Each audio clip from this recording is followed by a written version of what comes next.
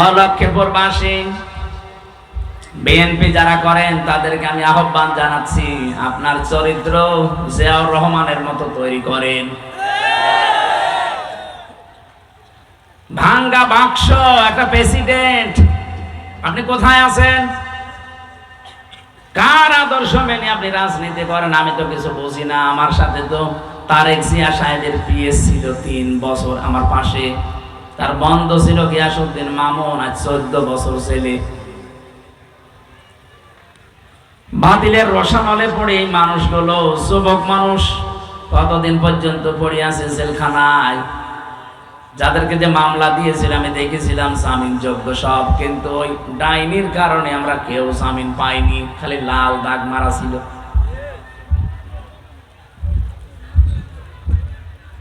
যারা আজ নাম ভাঙিয়ে চলতে চাচ্ছেন, না, আপনি কিন্তু মুনাফিকি করছেন আপনার নিজের সাথে। আপনার দলীয় আদর্শ যারে মানেন তার সাথে আপনি মুনাফিকি করছেন। জিয়াউর রহমানের জীবনী আমি পুরাটা পড়েছি, ওই তার সাথে তো আপনার মিল পাই না। তার নিজের জামা ছোট হয়ে গেলে ছিঁড়ে কেটে তারেক রহমানের আর আরাফাতের জামা বানিয়ে দিত। আর আপনি কি দল করেন যে আপনার জামার অভাব হয় না?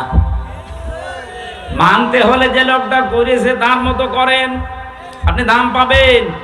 আজ পর্যন্ত বঙ্গবন্ধুকেও হত্যা করা হয়েছে, জিয়াউর রহমানকেও হত্যা করা হয়েছে, কিন্তু বঙ্গবন্ধুর নামে কেউ শহীদ বলে ডাকে না, অথচ জিয়ার নাম শুনলেই মানুষ বলে শহীদ জিয়া। এমনি বলে। আরাফাতের ময়দানে যান, লক্ষ লক্ষ হাজী সাহেবেরা তার জন্য অন্তত একবার হলেও দোয়া করে, কারণ মাথার উপরে যে ছায়াটা পায় ওই ছায়ার আবিষ্কারক জিয়াউর রহমান। নিম গাছ লাগিয়েছিল, লক্ষ লক্ষ নিম গাছ লাগিয়ে দিয়েছে। আমিও তো কয়বার গেলাম, সেখানে যাওয়ার পরেই এমনি অটোমেটিক আমার মুখ দিয়ে দোয়া চলে আসে, আল্লাহ তুমি যাই করো শহীদ জিয়াকে মাফ করে দিও, কারণ তার কারণে আজকে আমরা একটু ছায়া পাচ্ছি। কত লক্ষ হাজিরা যায় সেখানে, সবাই কিন্তু এই দোয়াটা করে। আর আরাফাতের ময়দানের দোয়া 100 ভাগ কবুল হয়। সুবহানাল্লাহ বলতে পারেন না? আপনি এরকম কিছু কাজ করে তো দেখাবেন মানবতার জন্য। আপনি যদি এখন উল্টা পাল্টা আরম্ভ করেন, আরে ভাই কত গোয়েন্দা লিগে আছে আপনি জানেন দেশে বিদেশের, আপনি কিছুই টের পাচ্ছেন না বাস্তবতা। আমিও টের পেতাম না, কিন্তু এখন টের পাচ্ছি। বিশেষ করে 3টা বছর আমি এই কঠিন অবস্থায় না থাকলে আমি অনেক কিছু জানতাম না। দুনিয়ায় গা ভাসিয়ে চলতাম, এখন দেখছি না, এই কুষ্টিয়া থেকে এ পর্যন্ত এসেছি, এটা আমার কপাল। আবার বাড়িতে ফিরে যাব, যদি সহিশুদ্ধভাবে ফিরে যেতে পারি এইটাও আমার কপাল। কত কিছু লাগানো আছে আমাদের পেছনে, প্রতিটি মানুষের পেছনে এটা লাগানো আছে। আমি ধরা পড়ার পরের দিন মাওলানা আমিরুল ইসলাম বেলালী সাতক্ষীরায় বাড়ি, আলেমদের সভাপতি ছিল ওই সময় মুফাসসির পরিষদের। উনি আমার বাড়িতে কল দিয়েছে, জিজ্ঞাসা করছে হামজাকে যদি খবর পাও তো বলবা এই এই কথাগুলো। ও শয়তানরা দেখছি সকালবেলা আমার এই রিমান্ডে এইগুলো দেখাচ্ছে। আশ্চর্য তো, কোথায় কে কোন নাম্বারে কল দিয়েছে সেটা পর্যন্ত সব রেকর্ড করা সারা। আমি যদি একটু উল্টা পাল্টা মিথ্যা বলবো না, ওইগুলো আমারে দেখি আগে। ওই সময় পুলিশে বসে বুঝেছিলাম যে কি অবস্থায় আছে আমরা। বিশেষ করে বাটন মোবাইলে যারা কথা বলে, এ বাটন মোবাইলে কথা বলা আর থানায় বসে বসে কথা বলা একই। বলে হোয়াটসঅ্যাপ রেকর্ড হয় না, কে বলেছে রেকর্ড হয় না? সবগুলো রেকর্ড হয়। এই জন্য গোয়েন্দা নজরদারিতে লেখে দেশের 18 কোটি মানুষে আছি, দেশি এবং বিদেশি। তাম দুনিয়ায় যে ভয়েস অফ আমেরিকা, মাইক্রোসফট, এগুলো সব খ্রিস্টানরা আর ইহুদিরা চালায়। আপনি দেখেছেন কি কি রিপোর্ট এখন বের করছে।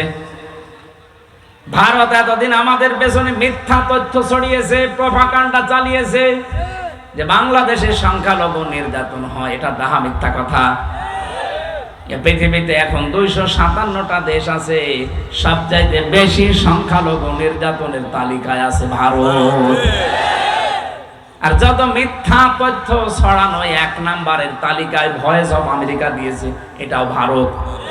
দেখেন নি মলম সাংবাদিক এই হকার এরকম মিথ্যা কথা বলে।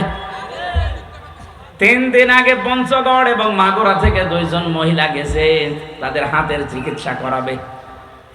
ওই মলমের ভাই আছে আর একজন বলছে, আপনি বলেন যে বাংলাদেশে আপনার মেয়েকে রেপ করা হয়েছে, ওই দেশে পূজা পার্বণ করা যাচ্ছে না, আমরা পালিয়ে চলে এসেছি, আপনি এটা বলেন, আমরা বিশ্ব মিডিয়ায় ছড়িয়ে দেই। মেয়েটা ওই রকম ডাক দিয়ে বলছে, কি বলেন আপনি? আগস্টের 5 তারিখের পর থেকে আজকের এই দিন পর্যন্ত সব চাইতে বড় নিরাপদে আছি আমরা হিন্দুরা।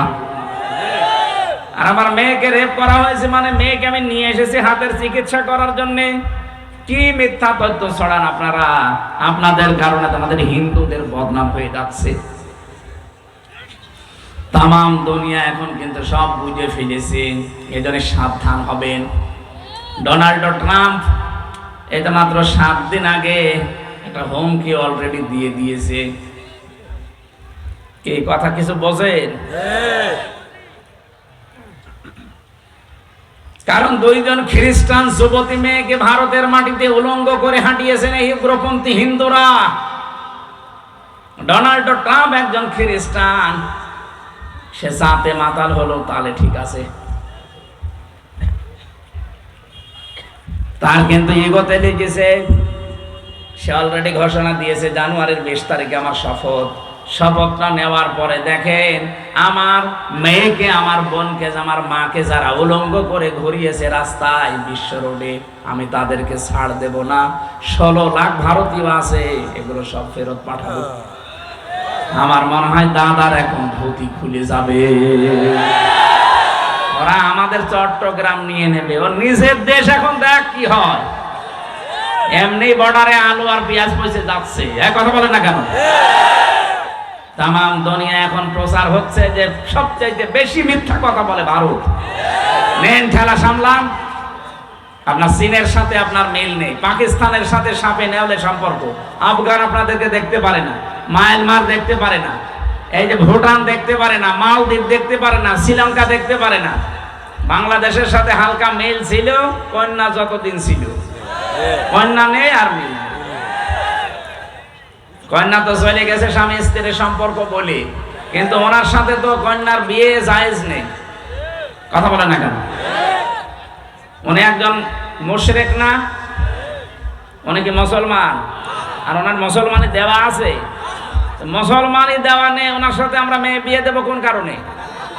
আর দাদার এখন যা বয়স, এ বয়সে যদি মুসলমানি দিতে চায়, ওই পাকা সওয়ালের মুসলমানি দেবে কোন হাজাম?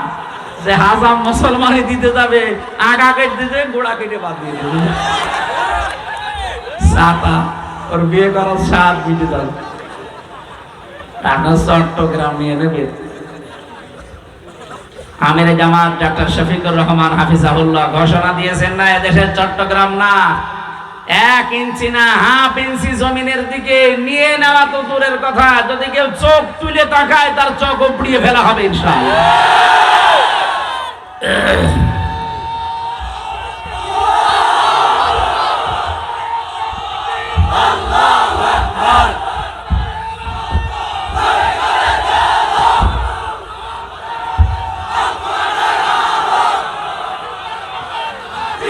আলহামদুলিল্লাহ ভাই,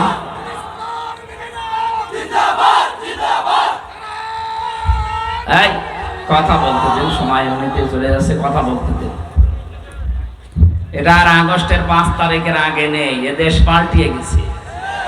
এখন চলছে ডিসেম্বরের 30 তারিখ, কালকে রাতের পরে আমাদের শুরু হবে নতুন বছর। কিন্তু আমরা একটা সাবধান বাণী উচ্চারণ করছি। কুষ্টিয়াতে আজকে মাইকিং হয়েছে যে খ্রিস্টানদের দেওয়া, হিন্দুদের দেওয়া এই 31st নাইট উদযাপন করা মুসলমানের দেশে চলবে না। কুষ্টিয়াতে এমনি একটা সাংস্কৃতিক রাজধানী, সেখানে যদি ঘোষণা আসতে পারে এই নোয়াখালী, কুমিল্লা, ফেনী, চাঁদপুর, লক্ষ্মীপুর, এটা তো মুসলমানের আঁকড়া, আলেমদের জেলা এগুলো, আমরা সারা দেশে তাই জানি যেটা আলেমদের শহর, এই কথা বলেন না কেন? আপনারাও নিষিদ্ধ করে দেবেন এই জেলায় যেন এই খ্রিস্টানদের কালচার পালন না হয়। অনেক যুবক কিন্তু এটা পালন করার জন্য টাকা পয়সা অনেকে বসিয়েছে, যে ফুল দেবে প্রেমিকাকে।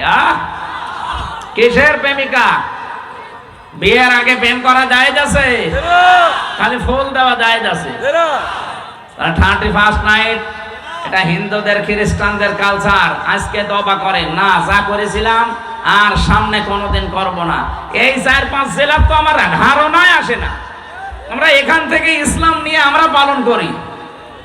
সারা বাংলাদেশের 64 জেলা জানে, কুমিল্লা, নোয়াখালী, ফেনী, চাঁদপুর আর লক্ষ্মীপুর, এই 4-5টা জেলা আলেমদের শহর। এখানে ইসলামের চর্চা বেশি হয়।